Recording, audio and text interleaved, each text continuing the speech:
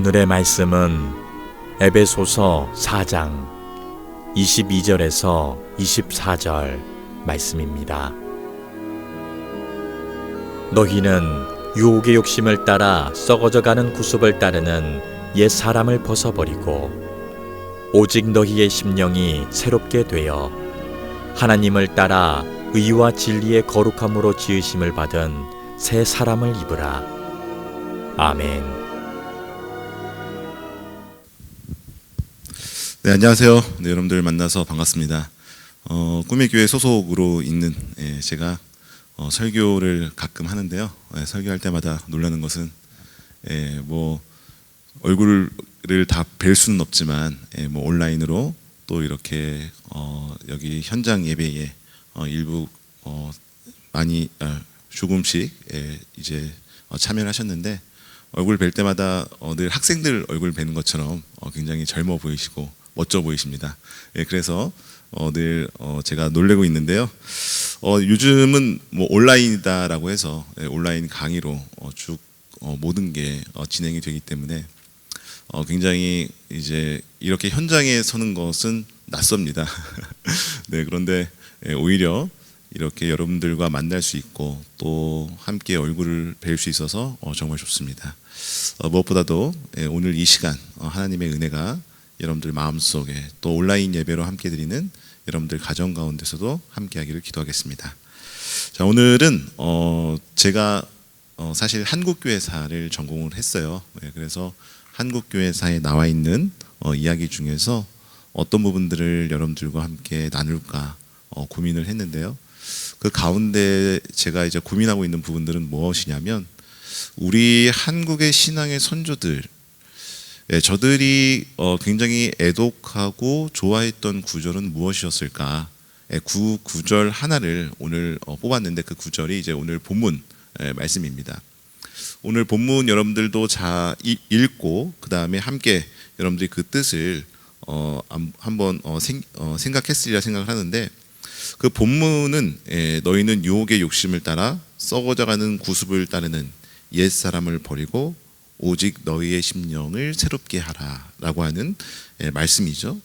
네, 그리고 하나님을 따라 의와 진리의 거룩함으로 지으심을 받은 새 사람을 입으라라는 말씀입니다.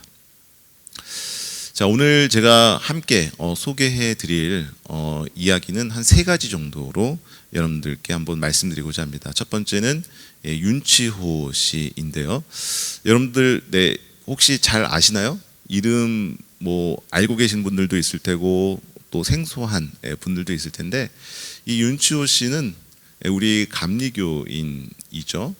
네, 그런데 이분은 굉장히 초기에는 정말 그 누구보다도 뜨거운 신앙생활을 했습니다. 물론 그 인생 전반적으로 보면 사실 그 말년에는 좀 그 약간 친일로 이 행적이 좀 이렇게 변절이 되어서 좀 안타까운 그런 부분들도 있는데 아무튼 그분의 인생을 쭉 나누어 놓고 볼 때 초창기에 왜 이분은 기독교를 믿었을까? 네, 그 부분을 여러분들과 함께 생각해 보고자 합니다. 자, 우리는 여러분 왜 예수님을 믿을까요? 다들 혹시 뭐 신앙을 우리가 가지게 된 동기들이 있을 줄 아는데 여러분들은 왜 예수님을 믿고 교회에 다니고 또 기독교인으로서 삶을 살까? 네, 그 부분이 굉장히 중요한 질문이죠. 특히 팬데믹 코로나19로 인해서 굉장히 우리의 삶 전체가 바뀌게 되었잖아요. 네. 그런데 그 가운데 우리는 왜 예수님을 믿고 기독교라고 하는 종교에 들어와서 하나님의 자녀로서 삶을 사는가? 네, 그러한 근본적인 질문이 굉장히 중요한 것 같습니다. 네, 제가 뭐 잠깐 윤치호 씨의 삶을, 윤치호 선생님의 삶을 좀 말씀드리자면 윤치호 선생님은 굉장히 초창기부터 우리나라가 개화될 때부터 사실 근대 문명, 신문명을 체험하고 받아들인 사람이었어요. 이제 그러다 보니까 그 우리나라 근처에 일본이라고 하는 나라가 있죠. 그 일본이라고 하는 나라가 우리나라보다 먼저 개화가 되었는데, 일본이 개화되고 근대화가 되는 그 과정들을 봐왔습니다. 네, 그런 중에서 우리나라를 비교해 보니까 너무 비교가 되는 거예요. 문명화된 이웃 나라들, 또 서구 열강들과 우리나라를 보니까 이 비교가 되는 걸 어쩔 수 없이 느끼고 경험하게 됩니다. 자, 그러한 어떤 비교와 또 비교를 하게 되니까 우리나라 또 자신에 대한 어떤 자괴감이 오게 되는 거죠. 왜냐? 우리나라는 뭐 대대로부터 여러분들도 잘 아시다시피 유교 문화가 근간이 되었던 그러한 조선이라고 하는 국가를 설립하고 쭉 이끌어 나갔고, 여전히 그 유교 문화가 우리나라 문화에 영향을 크게 주는 그러한 사실을 이제 윤치호도 깨닫게 된 거죠. 자, 그런데 가만히 생각해 보니까 이 윤치호 씨는 끝까지 어떤 유교를 가지고서 우리나라가 가지고 있던 문제를 해결하고 근대화를 이끌어 가기 위해서 노력을 했는데 그게 잘 안 되는 거예요. 오히려 우리나라의 한 말, 개화되고 나서 조선 말기에 어떤 상황인지 여러분들 너무나 잘 아시잖아요, 그죠?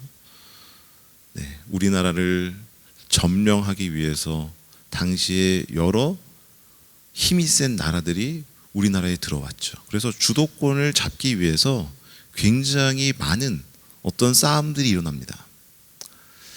그때 여러분들 우리나라 사람들은 얼마나 마음이 뒤숭숭했을 거예요.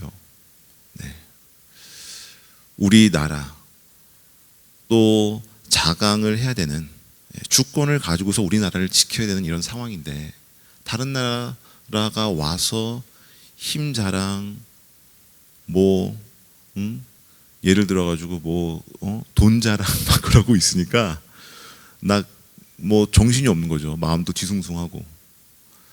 자, 그런 상황 가운데서 우리나라의 소위 말하는 이 우리 신앙의 선조들은 어떻게 기독교를 받아들였을까? 왜 기독교를 받아들였을까라고 하는 이야기를 여러분들과 함께 나누고자 합니다.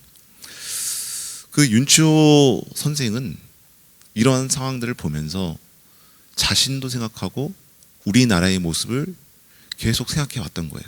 우리나라가 지금까지 어떻게 지내왔고 내 자신도 이러한 상황에서 어떠한 삶을 살았는가. 그런데 가만히 보니까요, 어떤 돈 문제, 힘 문제, 군사 문제, 그런 것들이 문제가 아니었다라고 윤치호 씨가 고백이 되는 거예요. 그러면 어떤 게 문제냐? 바로 인간의 본성이 문제였구나라고 하는 것을 깨닫게 됩니다. 윤치호 선생님은 유교적 삶과 유교적 배경 가운데서 삶을 살았던 사람이에요. 본인도 나름대로 깨끗한 삶을 살고 잘 살아오기 위해서 노력을 했죠. 여러분, 유교의 가장 핵심은 사실 인간의 본성으로 돌아가는 거잖아요. 그러니까 유교에선 여러분 인간의 본성으로 돌아가면 갈수록 사람은 완전해집니다. 군자가 돼요. 그러니까 인간 자체에 대한, 내 자신에 대한 어떤 긍정적인 또 성선설, 본성이 선하다라고 하는 그러한 가능성이 내재되어 있습니다. 근데 여러분, 우리는 경험해서 알죠. 우리 자신이 얼마나 나약한지. 윤치호 씨도 너무나 자신이 나약한 것을 아는 거예요. 조금만 착하게 살려고 하면 다시 나의 옛된 습관, 내가 생활했던 그 패턴으로 되돌아가는 자신의 모습을 보면서 너무 한탄이 되는 겁니다. 야, 나도 이렇게 좀 올바르게 살려고 노력을 했는데 왜 나는 내 삶의 패턴, 내 습관대로 다시 되돌아갈까? 근데 주변을 보니까요, 자기 자신뿐만이 아니었어요. 내 주변에 있던 사람들도 다 그렇게 삶을 사는 걸 보고서 이걸 좀 바꾸면 좋겠다. 내 자신이 좀 변화되면 좋겠다. 그런 생각을 했습니다. 그러다가 결정적인 사건을 이 윤치호 씨가 경험하게 되죠. 바로 갑신정변이라고 하는 사건을 경험합니다. 사실 윤치호 씨는 갑신정변을 주도했던 인물은 아니었어요. 그런데 그 갑신정변이 개화파와 그 다음에 보수파와 충돌이 일어나는 과정 가운데서 이 윤치호 씨는 일찍부터 문명 가운데에 많이 접했고 또 그 사람들이랑 친했기 때문에 개화파가 일으킨 갑신정변에 연루가 돼요. 그러니까 어쩔 수 없이 한국당을 버리고 망명을 하게 됩니다. 근데 그 망명하는 과정을 보면 하나님의 은혜였던 것이 바로 중화서원이라고 하는 상해의 기독교 학교로 망명하게 되면서 그 학교를 다니게 된단 말이에요. 거기서 본인이 가지고 있던 어떤 갈등, 본인이 가지고 있던 고민을 계속 생각하는 거예요. 나는 어쩌다가, 우리나라는 어쩌다가 이렇게 돼서 내가 상해까지 가게 되는가. 그 먼 이국 땅에서 자신의 생활, 우리나라를 생각하고 있었는데 그 가운데에 하나님의 복음을 듣게 됩니다. 근데 복음을 가만히 듣고 보니까 자기가 생각하는 유교와 너무 다른 거예요. 복음은 여러분 어때요? 인간이 죄인임을 고백하고 깨닫게 되는 것이 사실 복음을 듣는 복음의 어떤 핵심입니다. 내가 죄인이고 내가 이 세상에 죽을 수밖에 없는 존재이구나. 지금까지 자신은 의롭다고 선하다고 삶을 살아왔어요. 그런데 말씀을 듣고 복음을 듣고 보니까 그런 척을 하면서 살아왔던 거죠. 의로운 척, 선한 척.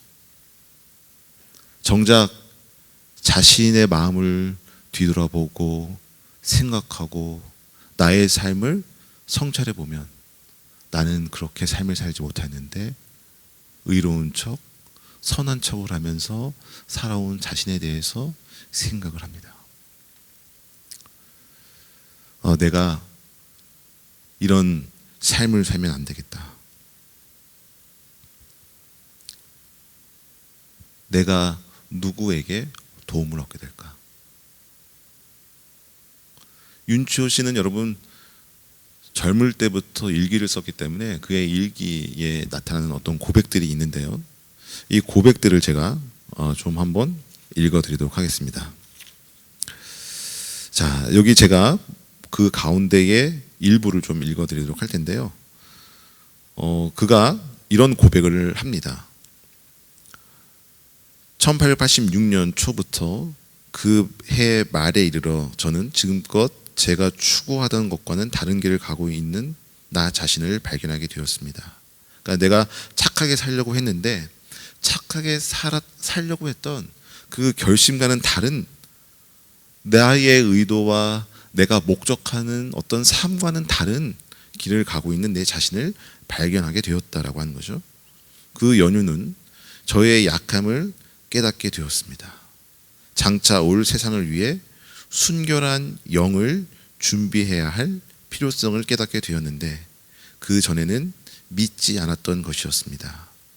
인간의 도움으론 진정 죄 없이 산다는 것이 불가능함을 발견했습니다. 저는 최근까지도 유교의 사설을 읽었습니다. 그리고 적잖은 교훈도 얻었습니다. 그러나 누구도 그 교훈에 매인 바가 없었고 그 가르침들이 영혼의 문제를 만족시켜 주지 못했습니다. 제가 구하는 바를 그곳에서 찾는 데 실패했습니다. 저는 많은 악한 행실들을 떨쳐버리려고 애를 썼고 꿀처럼 좋아했던 몇 가지 대표적 죄를 없이 하는데도 성공했습니다. 하지만 나는 성경과 또 하나님의 복음, 말씀 가운데서 도움을 받기 시작했습니다. 여러분, 하나님의 말씀, 하나님의 복음의 핵심은 인간적인 노력, 인간적인 어떤 가능성에 초점을 두는 것이 아니라 어디에 초점을 두죠? 하나님의 은혜에 초점을 둡니다. 우리가 물에 빠져 허우적거릴 때에 우리 자신이 그 물과 늪에서 헤어져 나오기가 굉장히 어렵잖아요. 밖에서부터 누군가가 도움, 밖에서부터 누군가가 손을 뻗어서 끄집어내야 됩니다.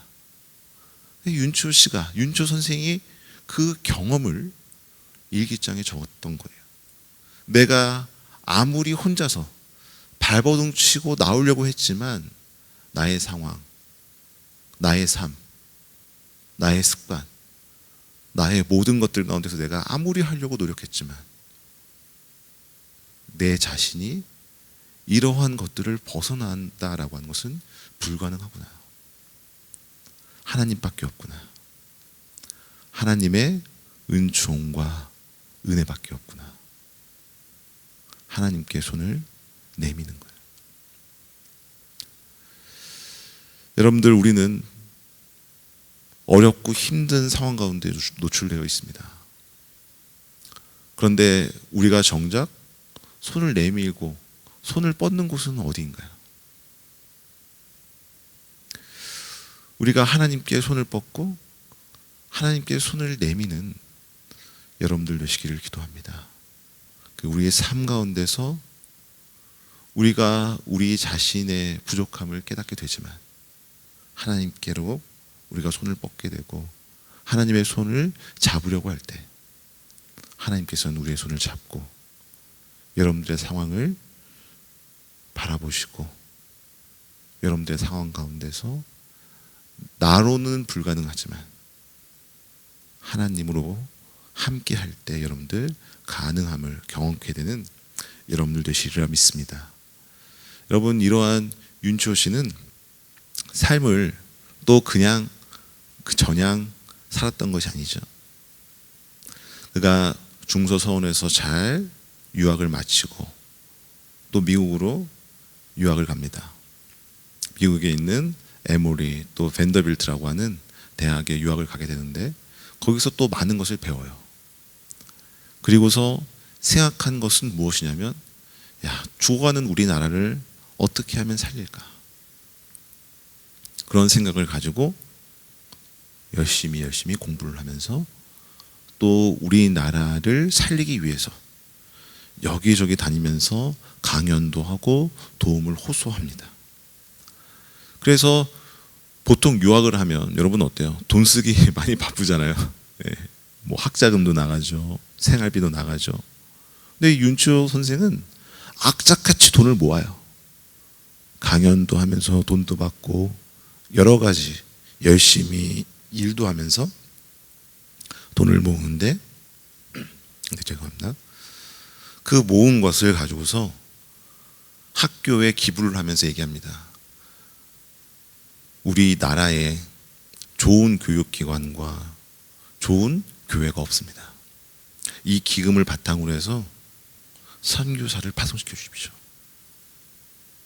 우리나라에 좋은 교육자들을 파송시켜 주십시오. 그래서 여러분, 미국의 남감리교회는요, 이 윤치호 씨의 부탁, 윤치호 선생의 부탁을 받고 우리나라로 들어와요. 우리나라에 선교가 시작합니다. 미국 북감리교는 옛날서부터 선교가 시작되었는데 남감리교는 좀 늦게 들어와요. 미국의 북감리교, 남감리교가 그때 어떤 미국의 남북 전쟁으로 인해서 나뉘어져 있었거든요. 그러니까 북감리교는 먼저 들어왔지만 남감리교는 후에 들어오게 되는데, 이 윤치호 씨가 받은 소명, 사명을 그의 유학 시절에도 계속 이야기하고 또 본인이 삶을 어떻게 사는지 고백하면서 얘기하니까 하나님으로부터 도움을 얻게 되니까 이러한 본인이 생각하고자 하는 어떤 소명과 비전들이 조금씩 이루어지기 시작하는 거예요. 그러고 나서 미국에 있는 남감리교 선교사와 학교에서 야, 한국이라고 하는 나라를 위해서 우리가 선교를 한번 시작해보자. 기도를 하고 선교가 시작이 되고, 또 남감리교 선교사들이 오면서 우리나라를 살릴 만한 그러한 학교를 세우고 그 학교를 시작하게 됩니다. 그게 여러분 유명한 배화여대, 배화대학교라고 하는 경복궁 위에 보면 있죠. 거기 배화 여중여고가 있는데요. 그 학교를 설립하게 되는 거예요. 유명한 기독교 학교죠. 물론 남감리교에서 북감리교에서 설립한 학교들도 굉장히 많이 있습니다. 뭐 이화여대, 그 다음에 배제대, 배제고등학교 다 미국의 감리교에서 설립을 했죠. 근데 그 배제 학교를 보면 조셉 캠벨이라고 하는 선교사가 와서 학교를 세우고 교육을 하게 되는데, 학교를 세우고 교육하는 과정들을 보면 어떤 목적을 가지고서 교육을 시작했는가. 네. 우리나라를 살리고 우리나라를 이끌어갈 지도자를 기독교 정신으로 키운다라고 하는 목적이에요. 모든 기독교 대학이 그렇게, 모든 기독교 학교가 그러한 목적을 가지고서 교육을 시키지만, 이 배제 학교는, 배화 학교는 좀 더 특별하게 그러한 목적을 실천하기 위해서 실질적으로 이 조셉 캠벨 선교사님이 굉장히 큰 노력을 합니다. 많은 헌신을 하고 한국인 학생들을 돌보면서 저들이 어떤 점들이 부족하고 어떤 점들을 더 교육해야 되고 어떻게 신앙으로 바르게 이끌어가야 될지 교육을 하게 되죠. 여러분, 나중에 보면 이러한 선교의 결실들이 3.1운동, 그 다음에 우리나라 임시정부, 또 우리나라의 곳곳에 필요한 곳마다 이분의 정신으로 키워진 한국인들이 늘 솔선수범해서 앞장섰던 것들을 우리는 알 수 있습니다. 여러분, 이렇게 결실들이 맺히게 된 원인은 무엇일까요? 바로 한 사람의 신앙이 이러한 결실을 맺어 나가게 되었던 거죠. 윤치호 선생은 그로부터 우리나라에 들어와서 크고 작은 교육적인 일에 매진해요. 왜? 내 자신의 어떤 신앙의 동기, 내가 왜 예수님을 믿었는지, 그러한 고백을 통해서 나는 삶을 좀 더 다르게 살아야겠다라고 하는 것을 실천적으로, 구체적으로 그의 삶 가운데서 내놓는 거예요. 그의 삶 가운데서 내가 이런 삶을 살아야겠다. 신앙의 동기에 의해서 삶 자체가 변화되고 삶의 모든 것들이 전과는 다른 패턴으로 가게 되는 거예요. 나의 구습을 버리고 오늘 말씀처럼 하나님을 따라 의와 진리의 거룩함으로 지으심을 받은 새 사람, 새 삶을 살기 시작하는 겁니다. 물론 여러분, 일제 말기에 가면, 일제 강점기 말기에 가면 많은 분들이 변절하거나 회절을 하죠. 해방이라고 하는 희망과 빛은 사라져 버렸던 그 캄캄하고 절망스러운 그때에 많은 기독교 지도자들은 그 때에 사실 변절을 하게 됩니다. 네, 제가 말한 윤치호 선생도 기독교 신앙은 버리지 않았지만 우리나라가 일제에 의해서, 일제 강점기 때에 일본에 의해서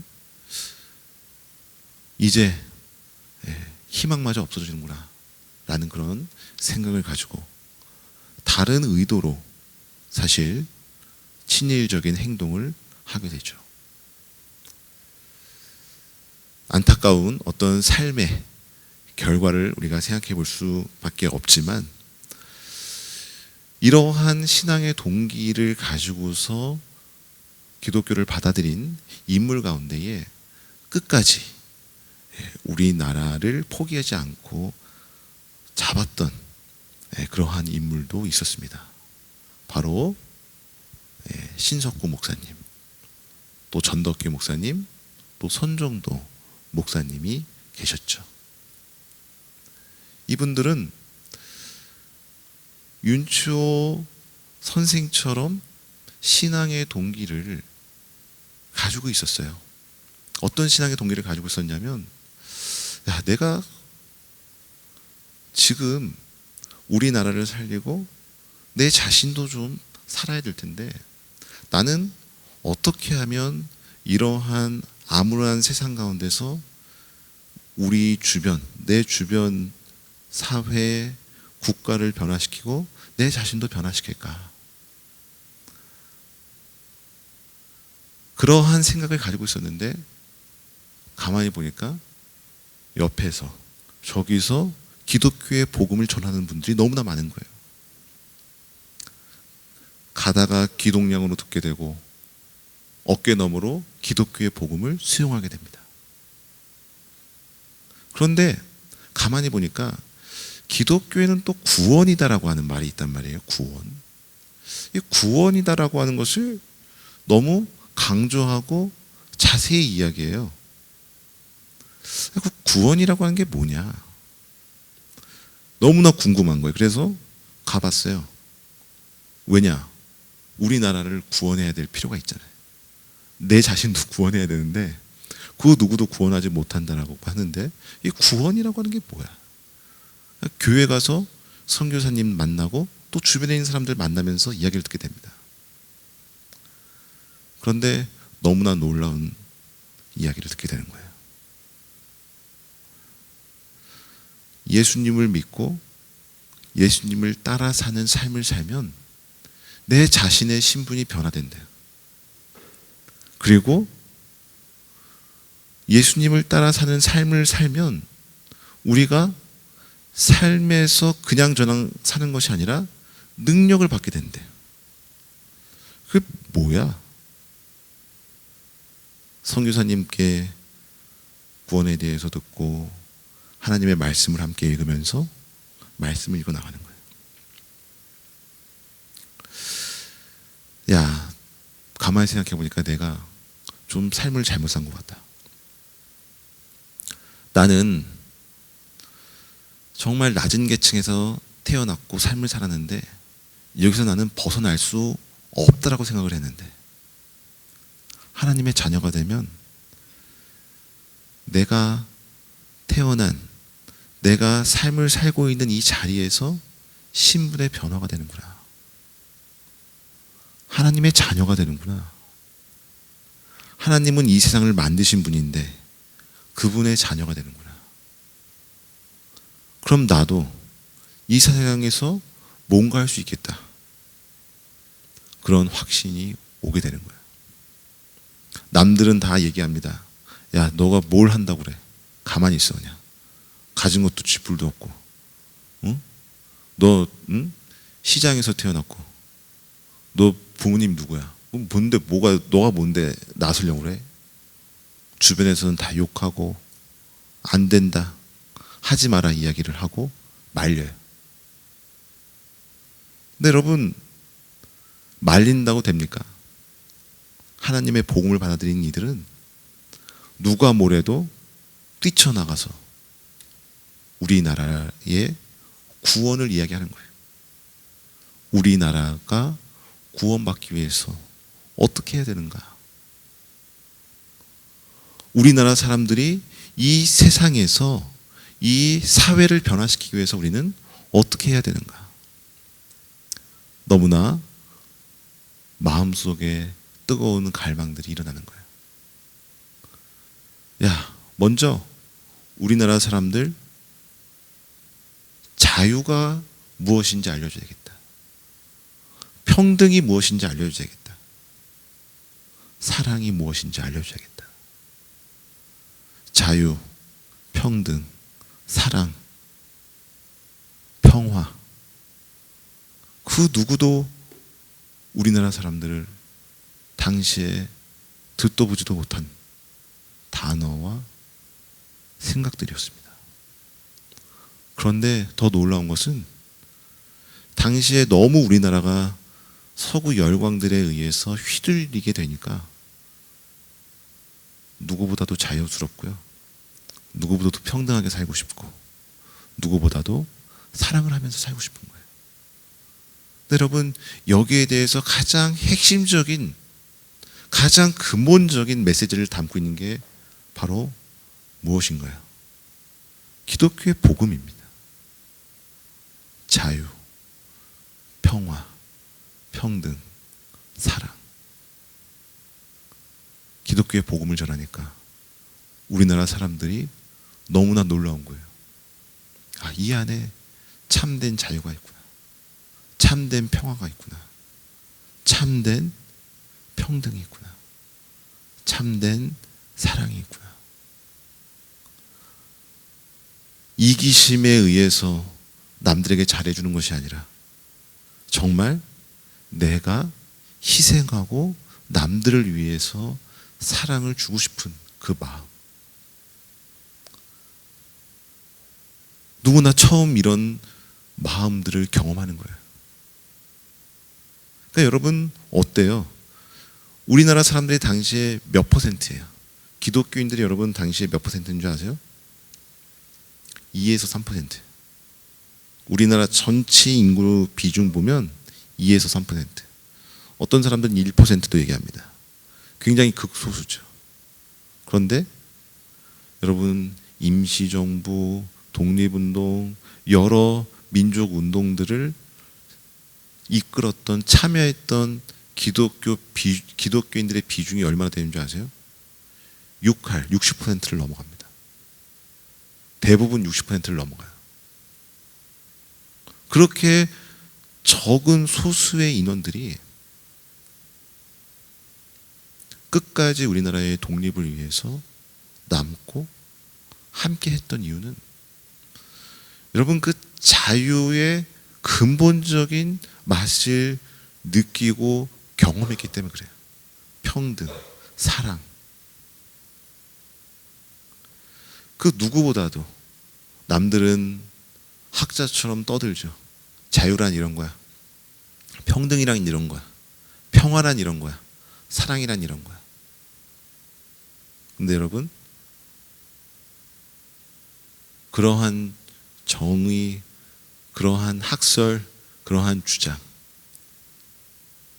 다 필요 없어요. 이들은 직접 경험하고 맛보고 체험했던 거예요.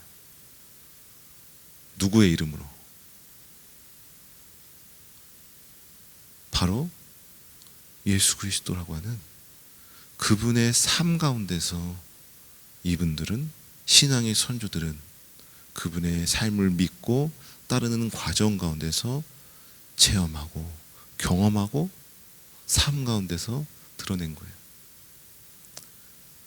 그러니까 여러분, 많은 기독교 지도자들이 중간에 회절하고 변절했지만 그럼에도 불구하고 기독교 지도자들, 더 많은 기독교 지도자들도 해외에서 또 우리나라에서 우리나라의 독립을 끝까지 지켜내고 이루기 위해서 싸워나갔던 분들의 삶.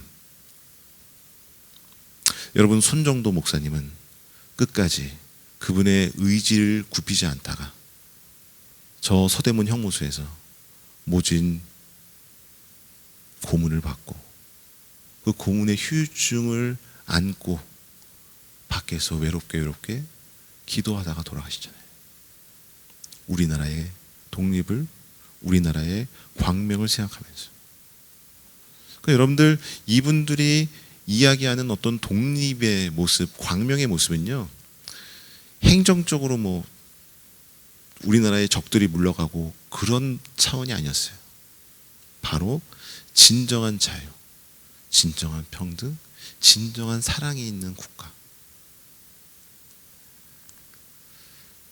우리도 여러분, 우리의 삶 가운데서 우리가 그걸 느끼고 또 우리 주변에 있는 사람들에게 이러한 진정한 자유와 평화와 사랑을 느끼게 하는 광교 꿈의 교회 여러분들 되기를 기도합니다. 여러분, 그러한 삶들이 우리 삶 가운데 있고 여러분들이 그러한 삶을 나누고자 할 때에 그 복음이라고 하는 것은 정말 신기해요. 여러분들이 하나님께 손을 뻗어서 하나님의 은혜를 받듯이 여러분들의 손을 이웃에게 뻗고 이웃에게 주면 하나님의 복음이 전달이 됩니다. 여러분, 그 복음이 전달되는 과정들을 보면요, 굉장히 재밌어요. 우리 자신도 신앙을 다시 생각하게 되고 우리 주변에 있는 사람들, 여러분 다른 차원으로 보게 되잖아요. 어떻게 하면 쟤를 꼬실까가 아니라 꼬셔서 교회로 데려올까가 아니라 어떻게 하면 저 사람의 삶 가운데에 하나님의 복음을 전할까. 저 사람이 변화되고 내가 변화되는 멋진 공동체와 사회를 어떻게 만들어갈 수 있을까.